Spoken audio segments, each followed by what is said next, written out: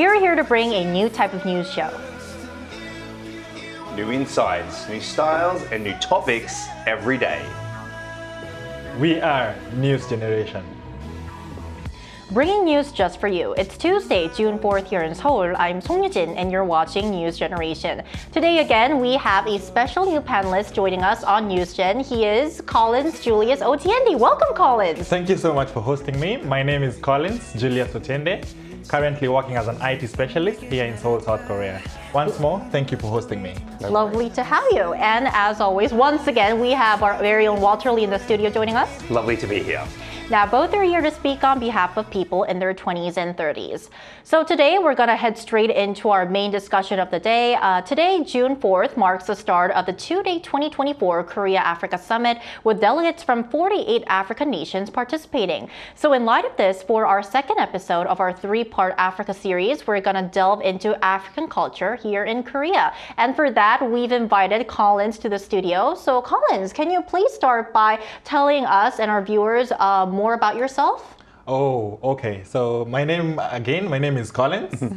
I've been here for about 8 years now. Oh, wow. I can speak Korean. I do speak English too. And I did my bachelor's here in Korea. And then after finishing my bachelor's, right now I'm employed and working as an IT specialist. And apart from that, part of the Kenya community here in Korea, where we host like Kenyan events at some point, and then we also have some African events and trying to promote African culture here in Korea.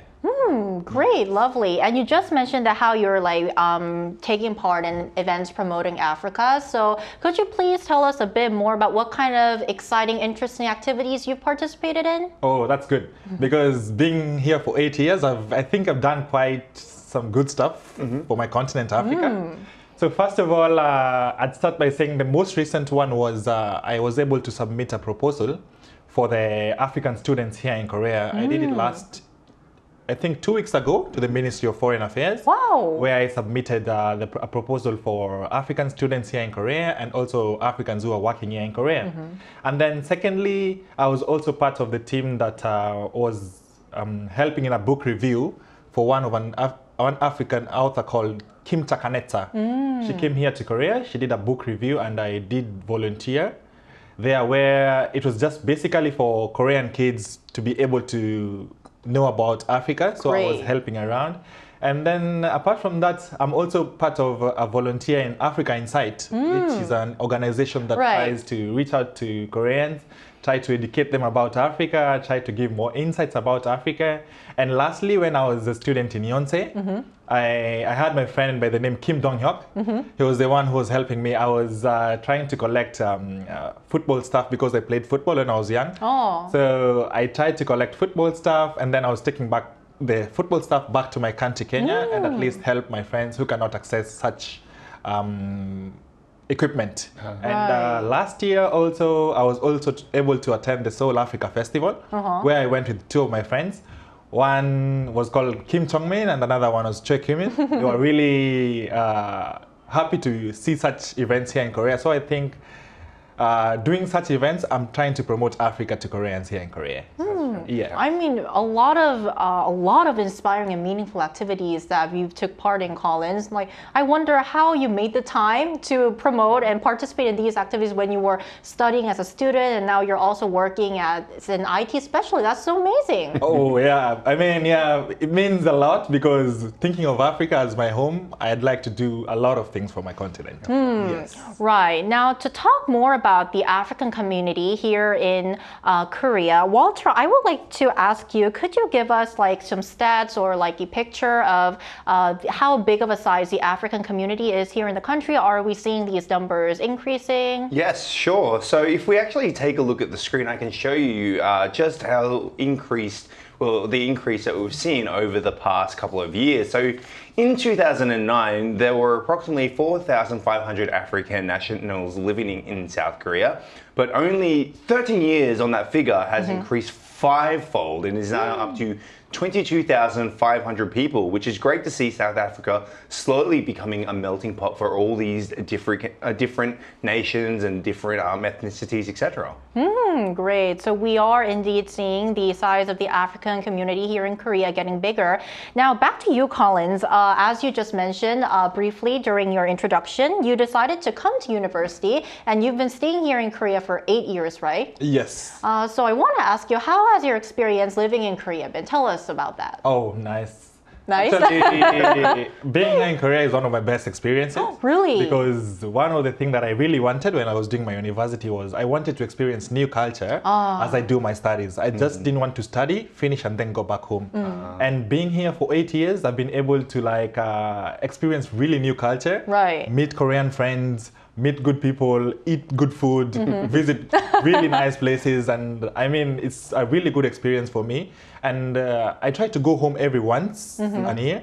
And every time I go home, I try to share my stories to my friends back home, which everyone is a little bit like, not a little bit, but more of, we want to go to Korea. We want to go to Korea. So I can say, I consider Korea as my second home because I've done my studies here. I've met good friends and I've received a lot of help. And apart from that, the culture is just in me right now. So I feel very, very good coming here to Korea and staying here for the 8 years. And I look forward to staying even more. Oh, so you plan on staying even more here in Korea, right? Exactly, yeah. Right, amazing. It's so lovely that you are enjoying your stay here in the country. Lovely.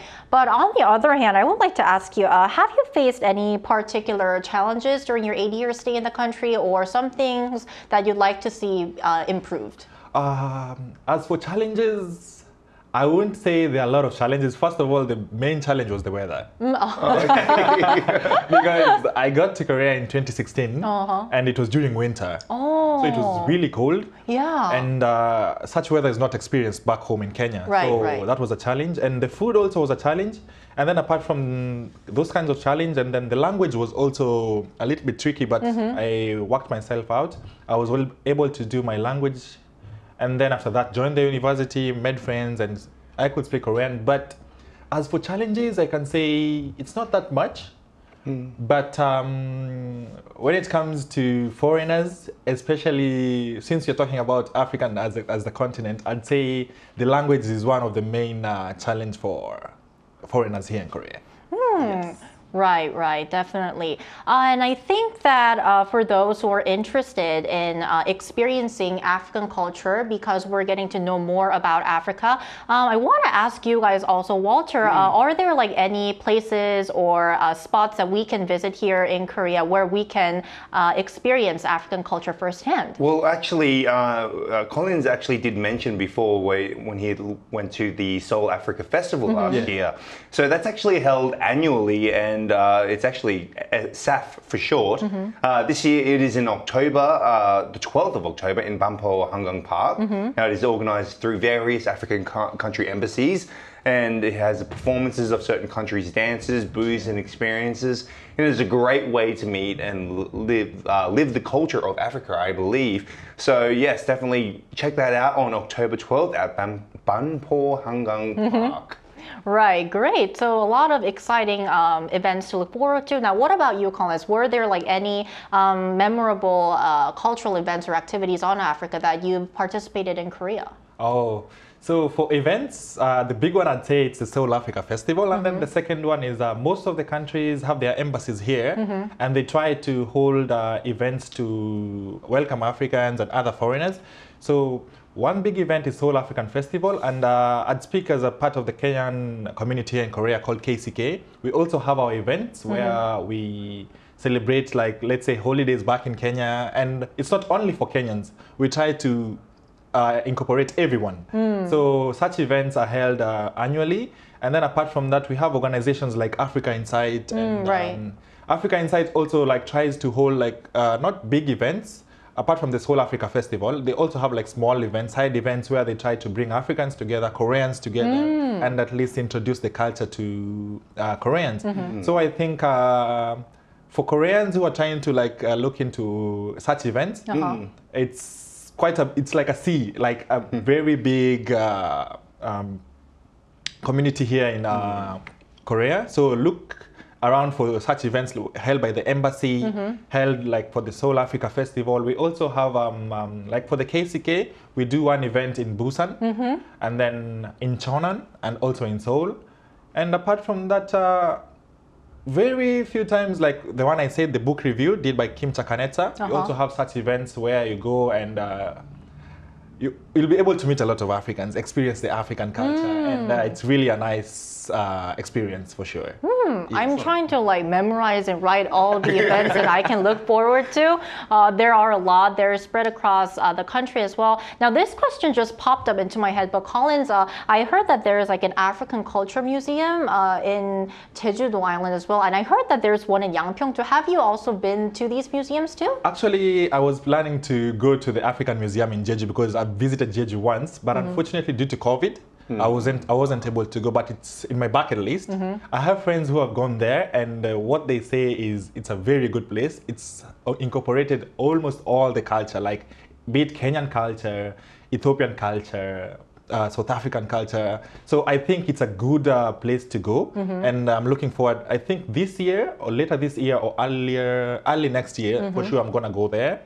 For the one in Yangpyeong, I'm not sure about it. I haven't heard about it, but yeah, I think having such a museum here, it's a good experience and a good way to like push the African continent to the Korean people. Right. Now, I also want to just ask you, Walter, have you been to these museums or have you heard about them? I have heard about the museums for sure. I haven't actually been there myself, but it is something that I love going to museums. And I love learning about different culture, especially, you know, Africa is also on my bucket list of places to go to, and it would be something that I'd be interested in for sure later in the future. Maybe we might like plan an episode where the three of us can visit the African Museum on African culture here in the country. Yeah, that's nice. That would be good. All right. So right now you're watching NewsGen's three-part series of the 2024 Korea-Africa Summit. We're going to take a short break before sharing our final thoughts. We'll be right back, so stay tuned.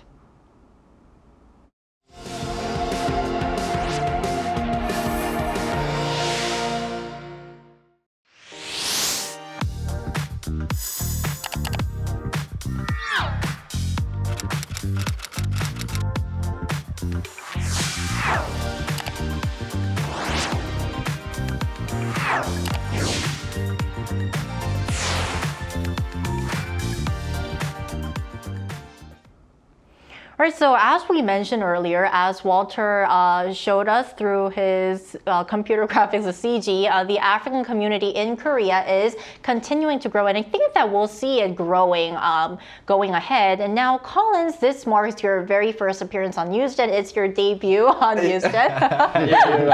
So marking this occasion, is there anything that you'd like to say to the African community here in Korea? Or the reason why we prepared this episode is because the Korea-Africa Summit kicks off today. It has kicked off today. So is there anything that you'd like to say? It's your moment. Oh, okay. Thank you so much.